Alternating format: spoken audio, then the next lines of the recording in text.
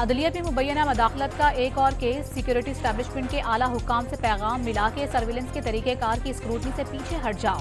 Justice Babar Sattar का chief justice के नाम खत में इंकशाफ। इस्लामाबाद हाई कोर्ट ने हुकूमत को नॉन फाइलर्स की सिम्स ब्लॉक करने से रोक दिया। निजी टेलीकॉम कंपनी की दरखास्त पर 27 मई तक फरीकैन से जवाब तलब। नैब तरामीन की अपीलों पर इमरान अहमद खान न्यासी को वीडियो लिंक पर पेश होने की इजाजत। सुप्रीम कोर्ट ने हुकूमत को इंतजाम की हिदायत कर दी।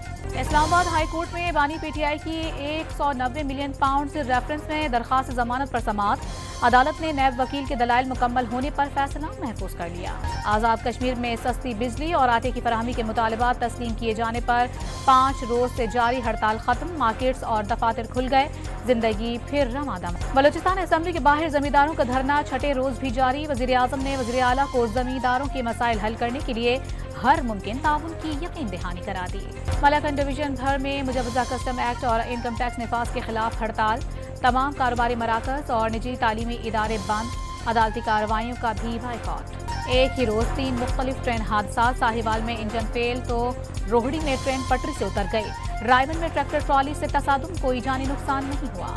शिकारपुर के कच्चे में पुलिस का डाकुओं के खिलाफ ऑपरेशन जारी। 2 मुश्तबा अफराद गिरफ्तार। डाकुओं के कई ठिकाने जला डाले गए।